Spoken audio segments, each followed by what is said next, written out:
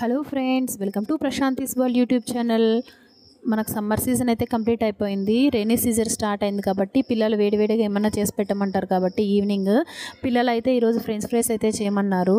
So నేను French fries చేయడానికైతే prepare చేస్తున్నాను.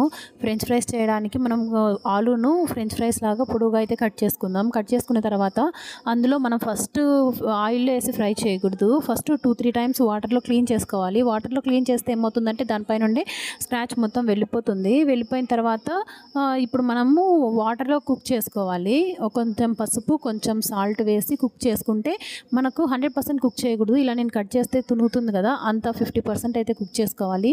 తర్వాత ఆయిల్లో అయితే మనం ఫ్రై చేయాలి. ఆయిల్లో ఫ్రై చేసేటప్పుడు మీకు నచ్చితే కార్న్ఫ్లవర్ యాడ్ చేసుకోండి. కార్న్ఫ్లవర్ యాడ్ చేస్తే ఏమవుతుందంటే క్రంచీగా వస్తాయి చాలా, కాబట్టి మనం ఆయిల్లో అయితే ఫ్రై చేసుకోవాలి. ఇలా మనం ఇంట్లో హెల్దీ స్నాక్స్ చేసుకుంటే బాగుంటుంది. అంతే, వేడివేడిగా ఫ్రెంచ్ ఫ్రైస్ అయితే రెడీ అయిపోతాయి. మీకు నచ్చినట్లయితే లైక్ చేయండి.